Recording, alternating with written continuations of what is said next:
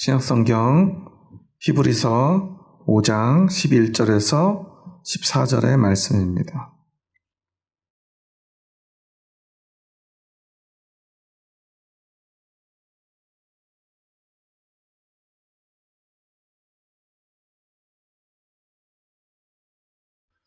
다 같이 한 목소리로 받들어 읽겠습니다. 히브리서 5장 11절에서 14절의 말씀입니다. 멜기세덱에 관하여는 우리가 할 말이 많으나 너희가 듣는 것이 두나무로 설명하기 어려우니라. 때가 오래되었으므로 너희가 마땅히 선생이 되었을 터인데 너희가 다시 하나님의 말씀의 초보에 대하여 누구에게서 가르침을 받아야 할 처지이니 단단한 음식은 못 먹고 젖이나 먹어야 할 자가 되었도다. 이는 젖을 먹는 자마다 어린아이니 이의 말씀을 경험하지 못한 자요. 단단한 음식은 장성한 자의 것이니 그들은 지각을 사용함으로 연단을 받아 선악을 분별하는 자들이니라. 아멘.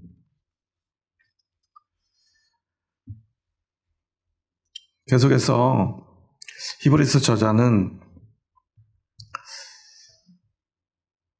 우리가 신앙의 성장을 이루고 성숙되어 가고 하나님의 말씀, 특별히 13절에서는 의의 말씀을 경험하는 자가 되지 못한 것을 한탄하고 우리가 어린아이와 같지 않고 장성한 자 되어서 어린아이처럼 젖이나 먹는 자가 아니라 단단한 음식을 먹을 수 있는 사람이 되어야 된다라는 이야기를 합니다.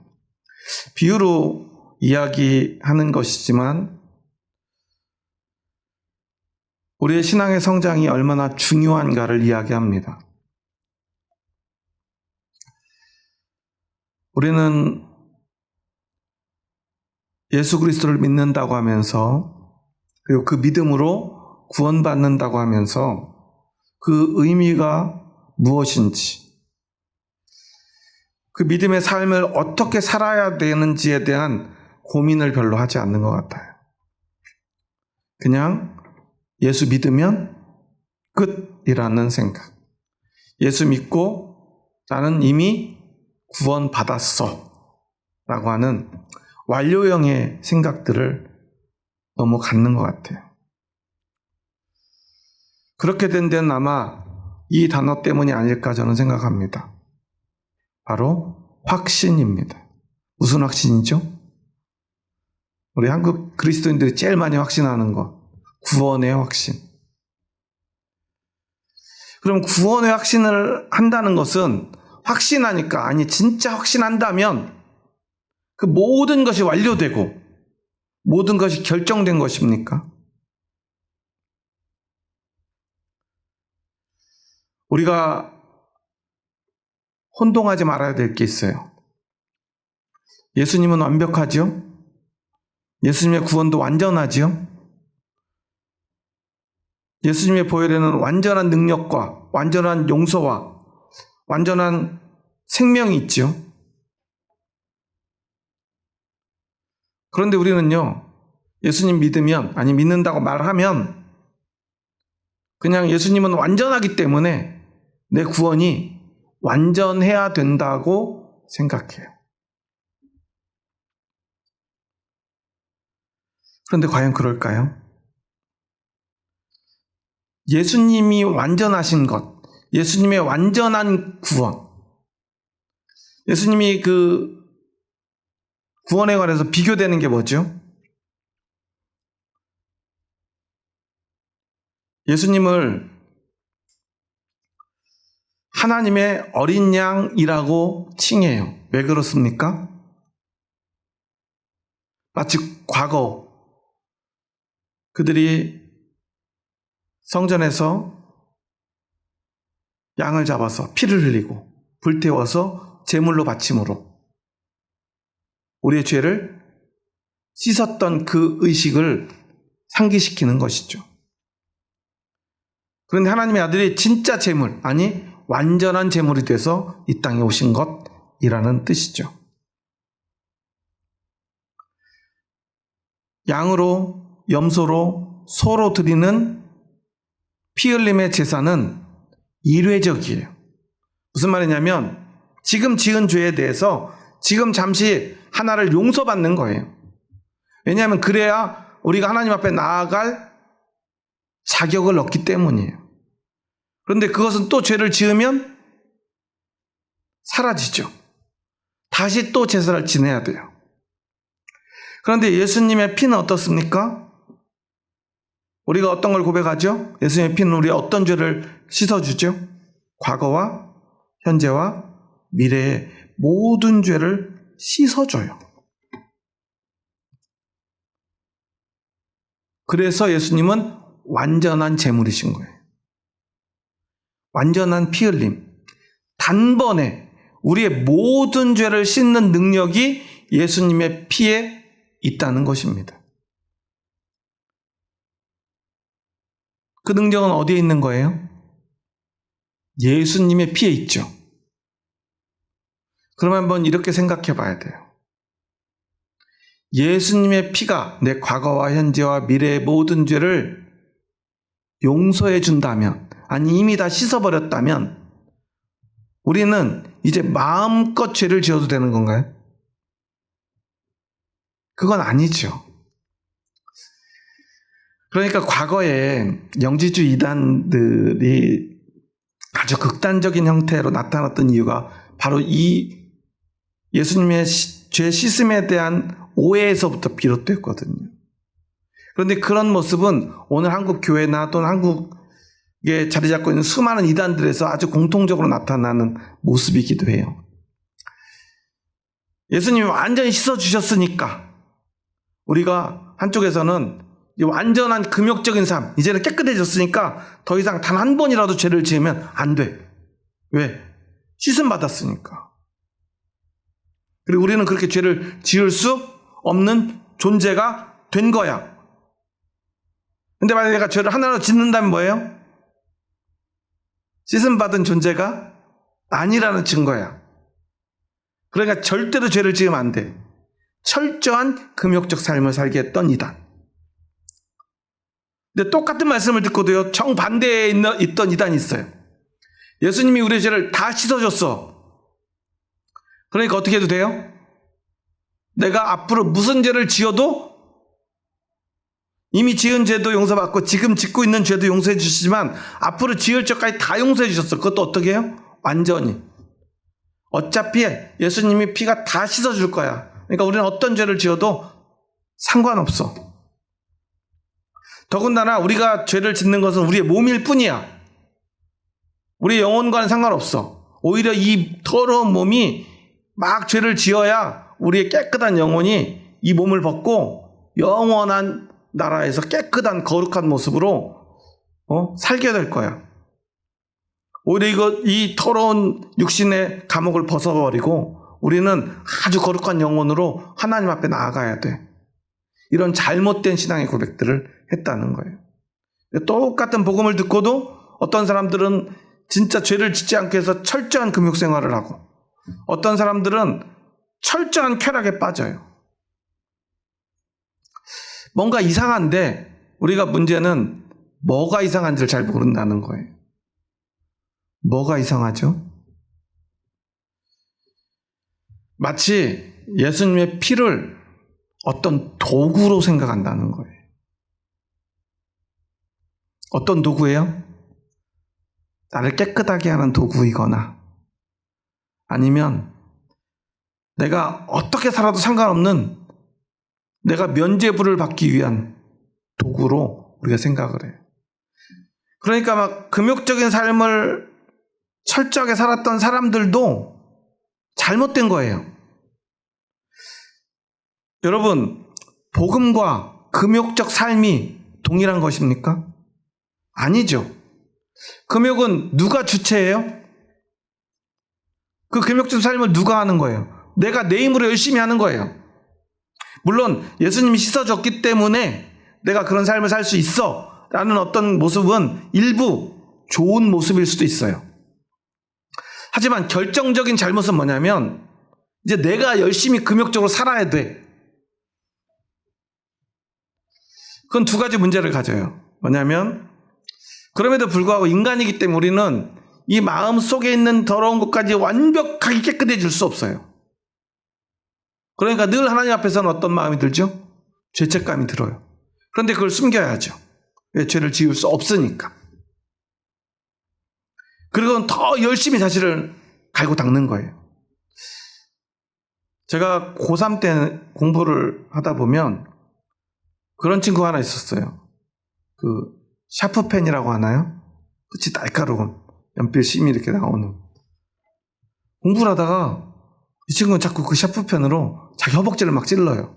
왜 찔러요? 안 졸려고. 그래서 제가 깜짝 놀래가지고 야, 너 뭐해? 그랬더니 졸리면 안 돼. 졸면 안 돼. 야, 그래도 그렇지. 너 미쳤어? 그랬어요. 이렇게라도 잠을 깨야 된대요. 자기 꼭 원하는 대학에 가야 된대. 아직 성적이 안 나왔대. 그 친구는 어떻게 됐을까요? 사실 저 잘 몰라요. 결과를 서로 확인을 못했어요. 그런데 정말 열심히 했어요. 샤프펜으로 허벅지를 찔러가면서 잠을 쫓아가면서 공부를 하는 건 학생으로서 어떻습니까? 나쁜 모습인가요? 그럼 좋은 모습인가요? 좋은 모습이라고 하기에는 너무 가학적이고요. 나쁜 모습이라고 하기에는 그래도 열심히 하는 거니까요. 마치 금욕적 신앙의 삶은 바로 그런 거예요. 열심히 하니까 좋은 것처럼 보이지만 그곳에는 가학적인 모습이 있어요. 누구에게요? 자신에게. 하나님은 분명히 우리를 사랑하신다고 하셨어요. 우리를 용서하신다고 하셨어요. 그 사랑 때문에 아들을 보내셨고 우리를 용서하시기 위해서 그 아들을 희생시키셨어요. 그런데 우리가 그 사랑과 용서를 받아가지고 하는 게 결국 뭐예요? 자기를 괴롭게 하는 거예요. 그러면 안 되잖아요. 그렇지 않습니까? 부모님들이 자녀들에게 좋은 대학 가야 돼. 왜 그런 말 하죠? 자녀들이 어떻게 살길 원해서예요? 좋은 대학 가기 위해서 자기 허벅지를 찔러가면서 잠 못 자가면서 자기를 괴롭히면서 혹시라도 성적이 떨어지면은 나는 쓸모없는 인생이야. 너 같은 건 살 자격이 없어. 그리고 높은 건물로 올라가는 그런 삶을 원해서 공부 잘하라고 하나요? 아니죠. 자기가 나보다는 조금 더 좋은 곳에서 편하게 일하고 사람들로부터 인정받고 행복하게 살라고 우리는 자녀들에게 공부 열심히 해야 돼 라고 권면하잖아요. 자기가 불행하기를 원해서 그렇게 말하는 부모는 없을 거예요. 정상적인 부모라면, 자식을 사랑하는 부모라면 말이죠. 하나님도 그렇습니다. 우리가 행복하길 원해요. 우리가 죄로부터 벗어나서 죄의 노예로 살지 않고 죄 앞에서 당당하고 자유하며 그리고 행복하고 기쁨 넘치는 삶을 살면서 하나님께 감사하고 감격하며 그것을 나누기를 원하시는 게 하나님의 마음이에요. 그런데 복음을 듣고 복음을 믿고 자신을 괴롭게 하고 자신을 가학합니다. 그거 자체가 복음이 아닌 거예요. 그리고 복음의 주체는 내가 아닙니다. 구원의 주체도 내가 아닙니다. 예수 그리스도의 십자가의 피입니다. 우리는 그것을 감사함으로 받아들이는 거예요. 그리고 부족하지만 최선을 다해 그 예수님의 삶을 따라가는 거예요. 그러다 보면 우리가 누구를 닮아가요? 내가 그렇게 사랑하고 나를 사랑하시는 예수님을 매일 보면서 그의 음성을 매일 들으면서 예수님을 늘 상상하면서 예수님의 생각을 이해하면서 매일매일 살아가요. 그럼 우리는 누구를 닮아가겠습니까? 늘 듣고 보고 생각하고 따라하다 보면 그 사람을 닮아갈 수밖에 없잖아요. 오늘 본문에 보면 멜기세덱에 대한 이야기를 먼저 합니다. 11절에 멜기세덱 누구죠? 구약에 보면 아브라함이 11조를 바친 살롬왕 멜기세덱. 그러니까 멜기세덱이라고 하는 그 이름 자체가 평강의 왕이라는 의미를 가지고 있고요. 이 사람은 아브라함으로부터 11조를 받은 하나님의 제사장이에요. 그런데 이상하죠? 원래 하나님의 제사장이라는 이 직분은 언제 생겼어요? 모세가 하나님으로부터 율법을 받아서 생겨난 직분이잖아요. 그런데 아직 모세가 하나님으로부터 율법을 받기 전에 더군다나 하나님은 아브라함을 부르셨는데 아브라함이 처음 만난 이 멜기세덱에게 11조를 바쳐요. 하나님의 제사장이라는 이유로 말이죠. 율법이 있기 전에 제사장이에요. 그래서 이 멜기세덱은요, 시작도 끝도 알려지지 않은 아주 신비로운 존재로 여겨져요. 어떤 사람인지 몰라요. 그런데 그 이름은 평강의 왕이에요. 하나님의 제사장이에요. 우리가 고백하는 누구와 비슷하죠? 누구죠? 예수님. 만왕의 왕이시고 평강의 왕이시고 큰 대제사장이고, 지난번에 배웠잖아요. 큰 대제사장. 그냥 제사장이 아니고 큰 대제사장. 그러니까 이 멜기세덱은 예수 그리스도를 예표하는 아주 신비한 존재예요. 그래서 예수님을 설명하기 위해서 멜기세덱을 이야기합니다. 그리고 그는 모세 율법 시대에 보다 먼저 있었던 제사장이에요. 그러니까 그런 일은 원래 있을 수 없죠. 예수님은 분명히 다윗의 자손인데 다윗이 보면 자신의 자손으로 태어날 그 메시아 예수님을 찬양해요. 왜 그래요? 예수님은 이 율법보다 먼저 계셨던 분이기 때문에 그래요. 예수님은 어떤 분인가? 이해하기 위해서는 멜기세덱을 생각해 보면 그렇게 멜기세덱도 신비한 존재인데 그도 그냥 하나님의 제사장일 뿐이에요. 그런데 그는 너무나 신비로운 존재예요. 그런데 그도 율법 이전에 제사장이었어요. 평강의 왕이었어요. 그런 예수님도 율법이 있기 전부터 계셨던 분일 수 있다는 거죠. 그런데 이렇게 예수님에 대해서 설명하기 위해서 이런 이야기들을 막 합니다. 왜 하죠? 너희는 믿음이 있잖아. 그런데 너희는 믿음으로 뭘 하고 있어? 라고 묻고 있는 거예요. 다시 한번 11절 말씀을 천천히 읽어볼까요? 멜기세덱에 관하여는 우리가 할 말이 많으나 너희가 듣는 것이 둔함으로 설명하기 어려우니라. 너희가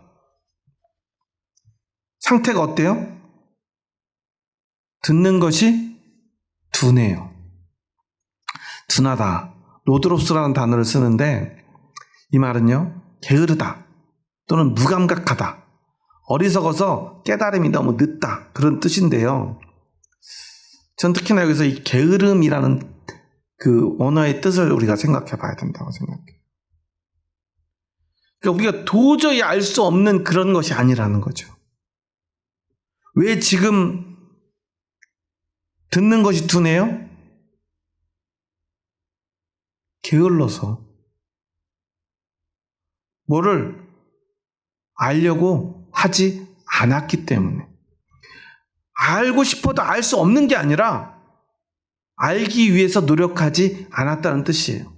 그래서 이 다음 절에서요, 이것을 조금 더 보충해서 설명을 해주는데요. 12절 말씀 함께 다시 읽습니다. 때가 오래되었으므로 너희가 마땅히 선생이 되었을 터인데 너희가 다시 하나님의 말씀의 초보에 대하여 누구에게서 가르침을 받아야 할 처지이니 단단한 음식은 못 먹고 젖이나 먹어야 할 자가 되었도다. 때가 오래되었으므로 누가 때가 오래됐어요?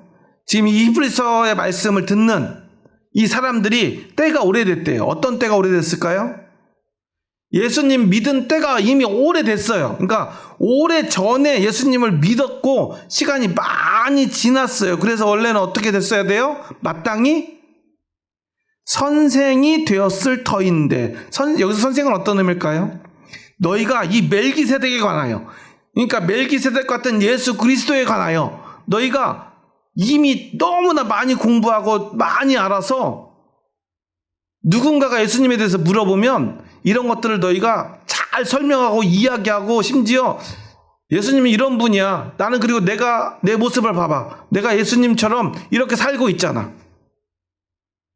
나를 보면 예수님을 다 설명할 수는 없지만 많은 부분을 너희들이 알 수 있잖아 라고 보여줄 수 있는 선생이 되었어야 되는데, 지금 어떤 상태예요?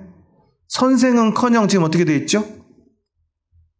선생은커녕 말씀의 초보가 돼서 어른도 되지 못하고, 어린아이가 선생님 될 수 있습니까? 아니죠. 선생이 되려면 기본적으로 어른이 돼야 돼요.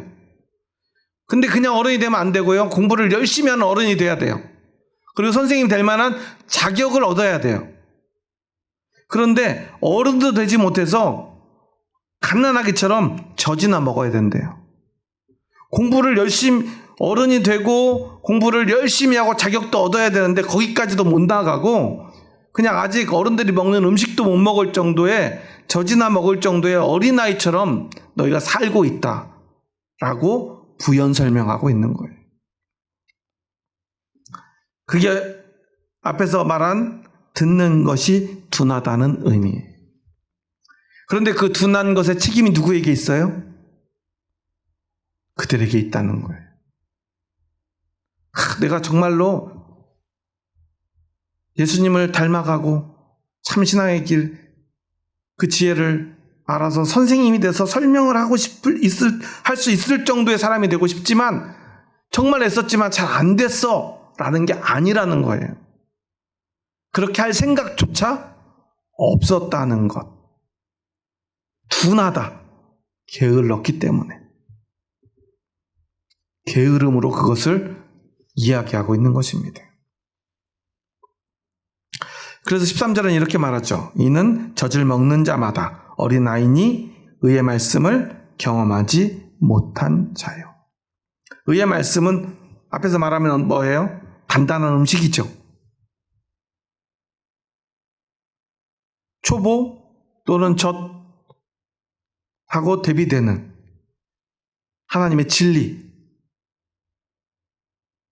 그런데 여기서 의의 말씀을 어떻게 한대요? 이해한대요? 뭐라고 그러죠? 경험하지 못했대요. 이 경험하다는 사실은 기본적으로는 이 의의 말씀, 하나님의 그 말씀을, 하나님의 진리를 아는 걸 이야기하는데, 깨달아 아는 것을 넘어서 그것을 실천하고 보여줄 수 있는 것까지를 포함하는 뜻을 가져요. 그러니까 알아서 실행하는 거예요. 예수님이 뜻이 뭔지를 알고 예수님을 따라 살아가는 거예요. 예수님을 따라가는 거예요.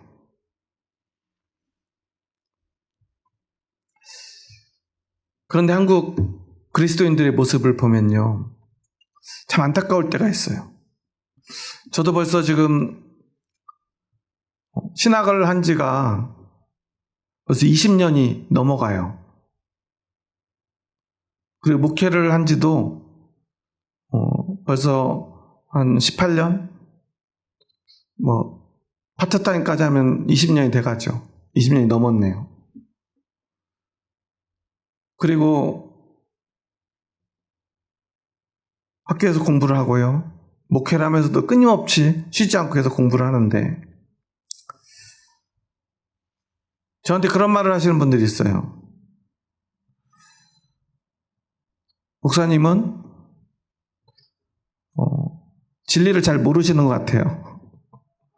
성경을 잘 모르시는 것 같아요. 공부만 했지, 머리로 이해하고 목회만 했지, 제대로 된 성령의 체험이나 이 성령의 임재를 경험하지 못한 것 같아요. 그러니까 하나님의 뜻을 잘 모르시는 거 아니에요? 라고 묻는 분들이 있어요. 물론 제가 어떻게 하나님의 말씀을, 하나님의 뜻을 다 알겠습니까? 제 스스로 저에게 야, 너는 왜 이렇게 하나님의 뜻을 잘 모르니? 그럴 수 있죠. 그런데 분명히 제가 볼 때는 저한테 그렇게 말하는 분보다는 제가 더 하나님의 말씀을 열심히 공부하고 이해하고 깨닫기 노력한 것 같은데 너무 쉽게 그런 말들을 해요. 그럼 제가 묻죠. 그럼 도대체 어떻게 하면 하나님의 말씀을 다 깨달을 수 있고, 제가 이렇게 믿음이 없어 보인다고 하는데 얼마큼 믿으면 그걸 알 수 있습니까? 그럼 그분들의 대답은 거의 비슷해요. 자기만큼은 기도해야 된다. 아니면 성령의 자기들처럼 성령의 체험을 해야 된다. 그런 이야기들을 합니다. 그리고 또 이런 이야기도 해요.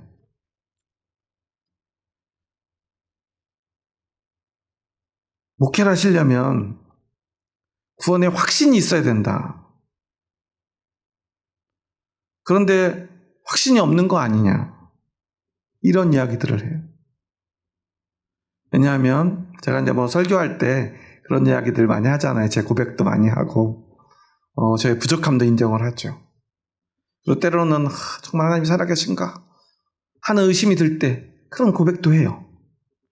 그리고 어떤 분들을 이끌어갈 때 그분들이 아직 부족하기 때문에 제가 강권해가지고 어떤 일을 명령하거나 아니면 강권해서 어떤 신앙의 일들을 시키지 못하고 기다려주면 그건 믿음이 없는 거라는 거예요. 믿음이 확신이 있으면 확신 있게 그 사람들을 끌고 가줘야 되는데 그렇게 우유부단하게 하는 걸 봐서는 믿음이 없다는 거예요. 그러면 집사님은, 권사님은, 장로님은 그렇게 믿음의 확신이 있으십니까? 그러면 대부분 이런 얘기를 해요. 저는 믿음의 확신에 대해서 흔들림이 없습니다.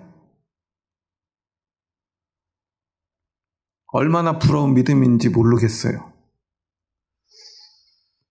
그런데 문제는 그분들은요, 신앙에 대해서, 믿음에 대해서, 진리에 대해서 고민하지 않아요. 완벽히 구원받았고, 진리를 완전히 깨달았고, 진리가 자신의 것이라고 생각해요. 믿음은 자신의 것이라고 생각해요. 믿음의 자신의 것이니까 구원도 누구 것이에요? 자기 거예요. 진리도 누구 거예요? 자기 거예요. 그렇죠? 그러니까 자기와 같지 않은 사람들은 뭐예요? 진리가 없는 사람이에요. 그런데 여러분 생각해 보세요. 진리는 누구의 것이 될 수 있습니까? 진리는 뭐죠? 여러분 성경이 말하는 진리를 한마디로 표현하면 뭐예요? 저도 한마디로 표현하는 거 되게 좋아하는 사람인데요. 진리는 한마디로 예수 그리스도예요. 그렇죠? 하나님의 진리는 예수 그리스도예요. 그렇죠? 그럼 우리가 예수 그리스도를 소유할 수 있습니까? 예수님 내 것이 될 수 있어요? 우리가 예수님의 것은 될 수 있어요. 그렇지 않습니까? 그런데 예수님이 내게 될 수가 있어요? 그럴 수 없어요. 고양이 키우는 사람들이 보면 그런 얘기 많이 하죠. 누가 주인이고 누가 집사예요? 고양이가 주인이고 고양이 키우는 사람이 집사다 이래가지고 고양이 집사입니다 이런 얘기들 해요. 그게 진짜입니까? 아니면 우스갯소리입니까? 고양이가 사람 키우면 돼요? 안 돼요? 안 되죠. 법적으로 사람이 고양이의 소유물이 될 수 있어요? 고양이를 데리고 밖에 나갔는데 교통사고 났어요. 그럼 그 고양이 누구의 소유로 인정돼요? 그 주인의 소유물로 인정이 돼요. 강아지도 마찬가지고요. 다 법적으로는 소유물이에요. 고양이든 강아지든. 우리가 하도 예뻐하다 보니까 내가 이 고양이의 집사고 이 고양이 내 주인이야 이렇게 사람들이 장난처럼 말하지만 실제로 그렇게 될 수는 없다는 거예요. 그런데 이런 잘못된 어떤 습관들이 신앙에서도 그대로 오롯이 나타나요. 우리는요, 하나님의 은혜 가운데 진리에 잠깐 머무르는 거예요. 그렇죠? 그게 은혜예요. 내가 진리를 소유하는 게 아니에요. 제가 예전부터 많이 이야기하는 게 우리가 사랑을 이야기할 때 스토킹과 진짜 진실한 사랑을 분별해야 된다고 말씀을 드리죠. 스토킹과 사랑을 어떻게 분별할 수 있을까요?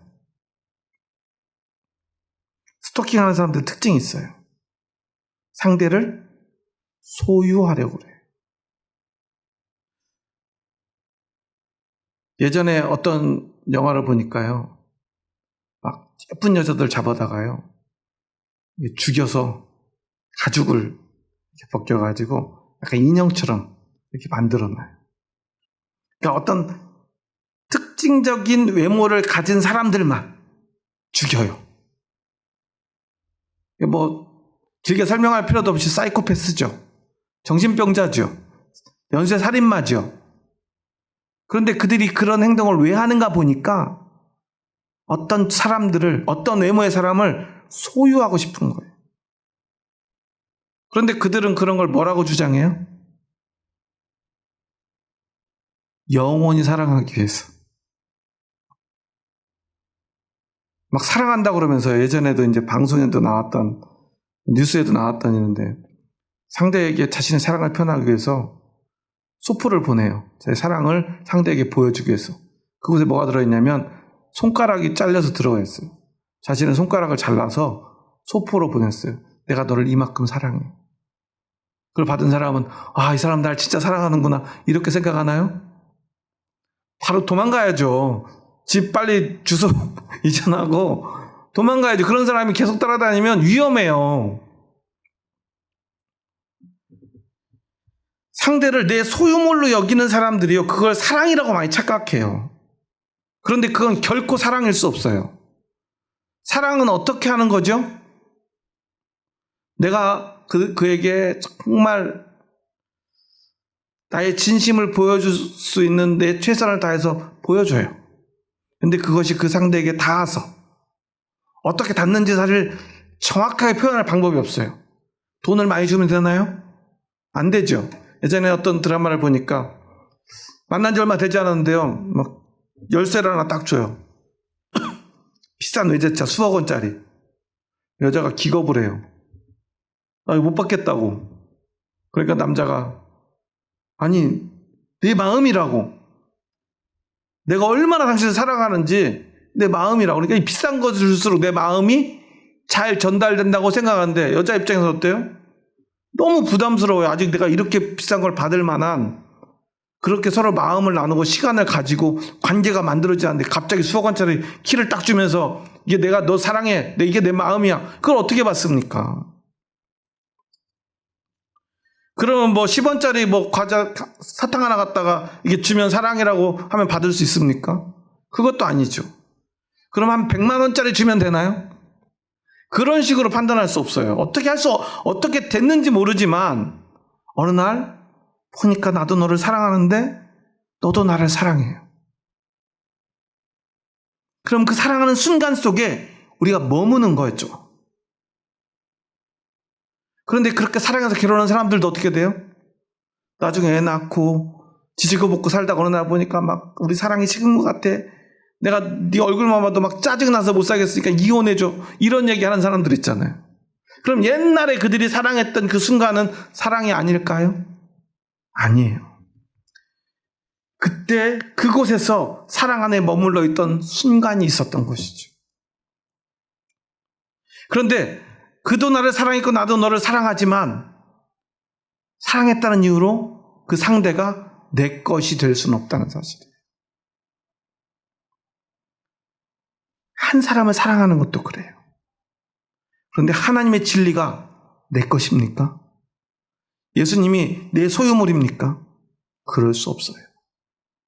그런데 그런 마음으로 신앙생활을 하고요, 그게 믿음이라고 착각하니 오늘 이 히브리서 저자가 이야기하듯이요, 때가 오래되었으므로 너희가 마땅히 선생이 되었을 터인데 너희가 다시 하나님의 말씀의 초보에 대하여 누구에서 가르침을 받아야 할 처지이니 단단한 음식은 못 먹고 젖이나 먹어야 할 자가 되었도다. 바로 오늘날 아무런 신앙의 성장이 없고 예수님을 자신의 소유물로 여기고 자신의 신앙의 도구로 여기고 자신은 이미 완전히 이루었다고 착각하는 신앙, 그 신앙의 초보들, 젖먹이들, 교회에요 어른이 없어요. 왜냐하면 믿음을 자신의 소유물로 여기니까 그래요. 그러니까 그런 사람들 특징이 있어요. 진리가 내 거예요. 여러분 생각해 보세요. 완전한 진리신 예수님 내 소유예요. 얼마나 위풍당당하겠습니까? 그게 무슨 의미인지도 모르고요, 위풍당당하게요, 그 예수님이라고 하는 그 이름을요 자신의 소유물처럼요 사람들 앞에 막 들이대요. 야, 너 진리 있어? 나 진리 있는데. 내 엊그저께 내가 샀거든. 근데 너는 아직도 못 샀네? 야, 이거 안 가지고 있으면 천국 못 가 하면서 예수님을요 막 탁탁 들이대요. 목사님, 보니까 목사님 진리가 없네? 아직도 진리를 못 가진 목사가 무슨 목사예요. 공부를 제대로 하시든지 제대로 나처럼 기도해가지고 응답을 받아서 이걸 가지셔야지. 이런 이야기를 한다는 거예요. 이런 걸 아마 이렇게 표현할 수 있을 것 같아요. 제가 신학 공부할 때 반지성주의. 생각할 필요가 없는, 생각하지 않는 사람들. 그런데 오늘 히브리서 저자는요 우리에게 이렇게 말합니다. 14절 말씀 함께 읽어볼까요? 단단한 음식은 장성한 자의 것이니 그들은 지각을 사용함으로 연단을 받아 선악을 분별하는 자들이니라. 단단한 음식은 뭐예요? 의의 말씀, 진리입니다. 누구의 것입니까? 장성한 자의 것이에요. 장성한 사람은 어떤 사람입니까? 지각을 사용함으로 연단을 받아 선악을 분별하는 자들이에요.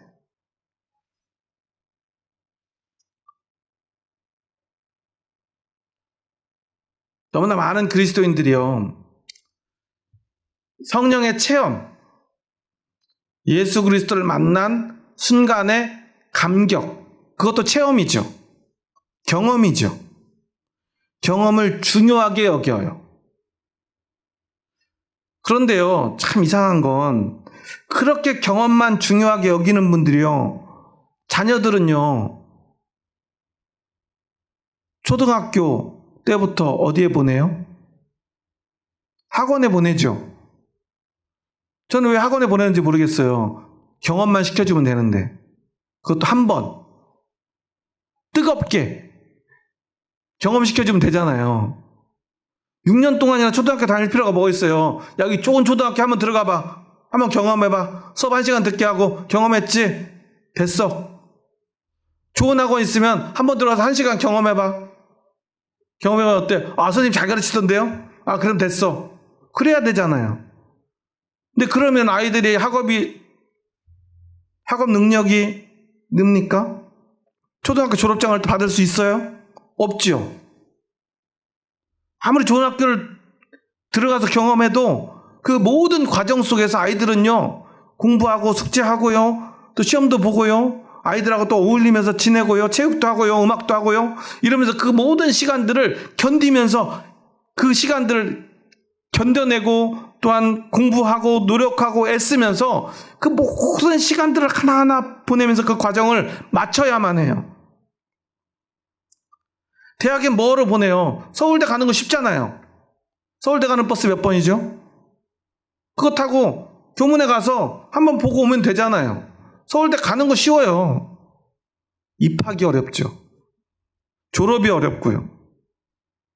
그런데요, 마치 한국 그리스도인들은요, 한번 경험하면 된다고 생각해요. 신앙의 경험은 중요하죠. 하지만 경험으로 끝나버리는 게 문제예요. 근데요, 신기한 건, 나 성령 체험했어. 그리고 뭐라 그래요? 성령은 내 것. 나 예수님 만났어. 예수님 경험했어. 예수님은 나의 것. 그게 믿음입니까? 아니죠. 우리는 선생이 되고요. 장성환자가 되고요. 그래서 뭘 해야 됩니까? 지각을 사용해야 돼요.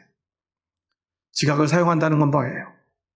끊임없이 의심하고 고민하고 생각하고 무엇이 올바른 길인지, 어떻게 하는 것이 예수님을 따라가는 것인지, 어떻게 하는 것이 예수님을 더 사랑하는 것인지 고민해야 된다는 거예요. 여러분 생각해 보세요. 그 남자의 언어, 여자의 언어 이런 얘기 들어보셨죠? 화성에서 온, 금성에서 온 이런 얘기 책에서 나와서 우리가 많이 그런 거 외우잖아요.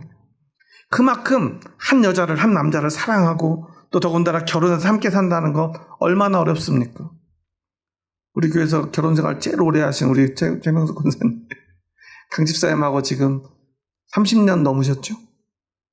만나신 지 한 40년도 넘으신 것 같은데요? 그쵸? 연애부터 시작하면 대학교 때부터 40년도 넘게 사니까 우리 강집사님 내가 맘만 먹으면 막 조종할 수 있던가요? 40년이 넘었는데 더 어렵죠. 그렇게 애쓰고 그렇게 눈물 넣기도 하고 또 그렇게 또 희생하고 맞춰줘도 잘 안 되죠. 아무리 노력해도 어려워요. 그런데 지금도 노력하죠.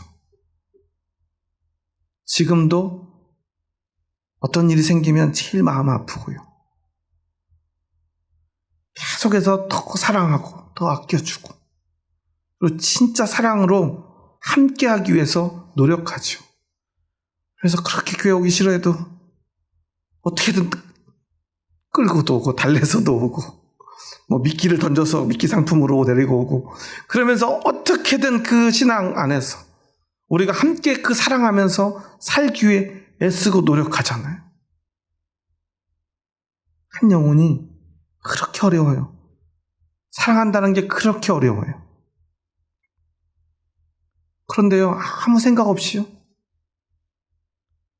아마 저는 제가 모르지만 아마 우리 권사님이 수천 수만 번 이상 이렇게도 해보고 저렇게도 해보고 그렇게도 해보셨을 거라 믿어요. 성질도 내보고요. 막 울어도 보고 달래도 보고 좋은 것도 사줘보고 좋은 거 뺏어도 보고 그러지 않습니까? 이게 바로 지각을 사용하는 거예요. 생각하고 고민하는 거죠. 또 해보는 거예요. 실패도 하고요. 잘못되기도 하고요. 그런데 왜 우리는 믿음에 대해서, 진리에 대해서 한 사람을 사랑하는 것도 이렇게 어려운데 하나님의 진리를 아는데 우리는 왜 이렇게 소홀한지 모르겠어요. 그냥 한번 경험하면 그것이 내 거라고 생각해요. 마치 그런 것과 비슷하죠. 남녀가 연애에 대해, 상대에 대해 생각하는 차이만큼이나 되게 비슷해요. 남자들은요, 특히나 연애할 때 서로 이제 좀 관계가 좀 좋아져서 가까워져서 예를 들어 손을 잡거나 사람마다 이제 기준이 다르지만 내가 어제 손 잡았어. 그러면 얘는 이제 내 거야 생각하는 남자가 있대요. 아니면 내가 어제 꼭 안아줬어. 근데 여자가 가만히 있었어. 이제 내 거야. 아니면 키스했어. 이제 그러니까 내 거야 라고 생각하는 사람도 있다는 거예요. 심지어 어린애 초등학생, 중학생, 고등학생들도 그런 얘기를 하는데 들어본 적 있어요. 야, 너 누구랑 사귄다며? 이제 걔 내 거야. 이렇게 표현해요. 어떻게 그 사람이 내 것이 될 수 있습니까?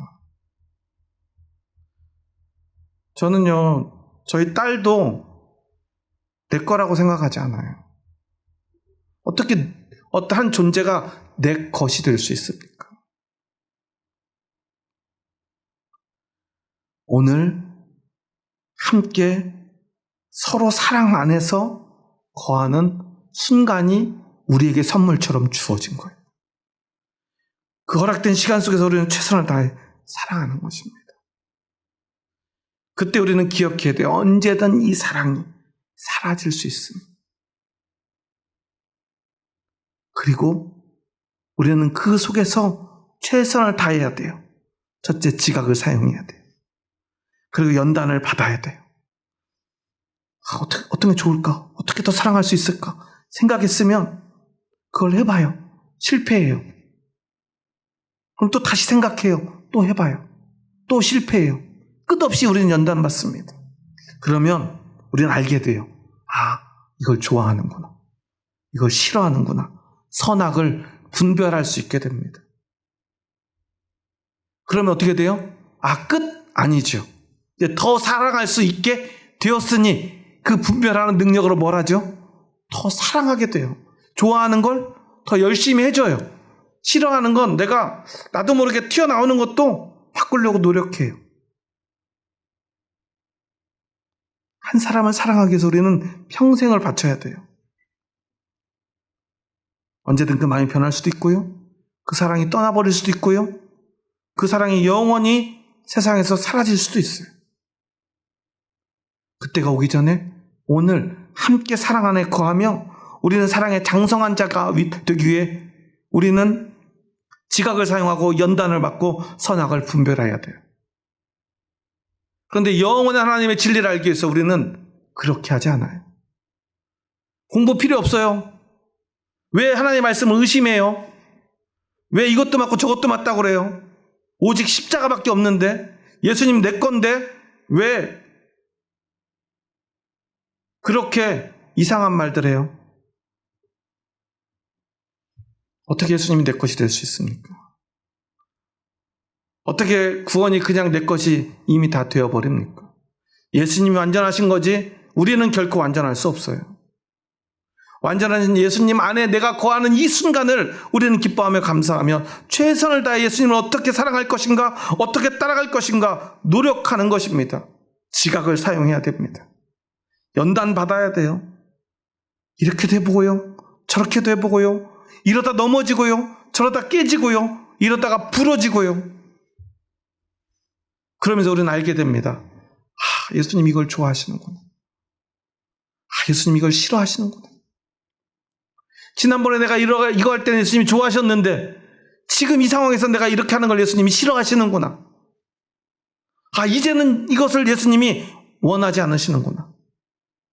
예전에 내가 그렇게 하는 걸 예수님이 원하지 않았는데 이제는 나한테 그 힘든 것도 하라고 하시는구나. 저희 딸이요, 어렸을 때 칼 가지고 장난치면 제가 어떻게 해요? 야, 위험해. 그리고 뺐죠.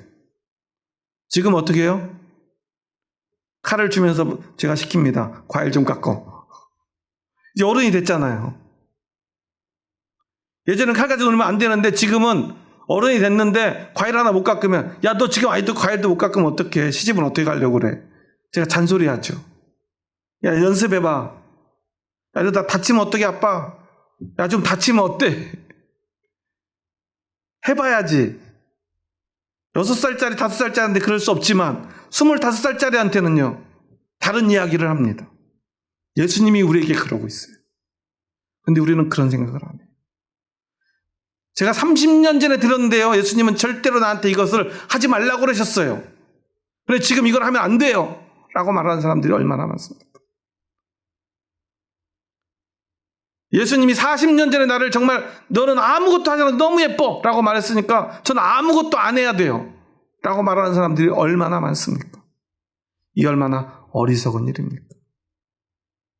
진리에 대해 어떤 지성도 지각도 사용하지 않고 어떤 노력도 하지 않고 어떤 실패도 하지 않으려 하고 그저 예수님이 이미 내 것이다라고 착각하며 가만히 있는, 그리고서는 자신과 다른 모든 사람들 앞에 자신이 가졌다고 착각하는 그 예수 그리스도의 십자가를 들이밀고 정죄하는 수많은 그리스도인들. 그들은 지금도 젖이나 먹어야 할 자일 뿐입니다. 우리는 그렇게 살아서는 안 됩니다. 우리는 장성한 자가 되어 단단한 음식을 먹을 줄 아는 어른이 되고 선생이 되어야 합니다. 그러기 위해서 우리는 지각을 사용하고 연단을 받아야 합니다. 선악을 분별할 줄 아는 자가 되어야 합니다. 오늘 예수님이 나에게 진짜 원하는 것이 무엇인지 알아야 합니다. 이 사람이 어떤 상태인지 분별하고 그 사람에 맞게 말하고 행동할 줄 알아야 합니다. 복음을 전하기 위해서 어떻게 사람을 만나야 하는지, 말해야 하는지, 기다려야 하는지, 때로는 조금 다그치고 이끌어줘야 되는지 분별할 줄 알아야죠. 하나님 진짜 원하는 것과 원하지 않는 것을, 아니 지금 나에게 원하는 것과 원하지 않는 것을 분별할 줄 알아야죠. 그리고 어제 알았다 할지라도 또 오늘 예수님이 원하는 것이 달라질 수 있다는 사실을 알아야죠. 그게 바로 믿음의 장성한 사람, 그리스도의 장성한 분량에 이른 그리스도인입니다. 여러분 오늘 장성한 그리스도인이십니까? 그리스도의 분량에 장성한 그리스도인으로 자라가고 계십니까? 아니면 그 신앙이, 그 자람이 멈춰 있지는 않습니까? 우리는 생각하고 고민하고 돌아보고 시도하고 넘어지고 일어서야 합니다. 그래서 우리는 분별해야 합니다.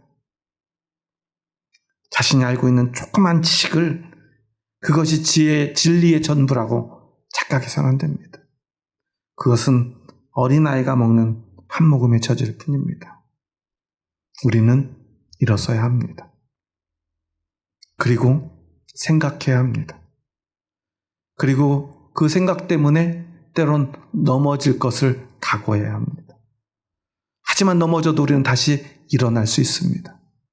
그러다 보면 우리는 알게 될 것입니다.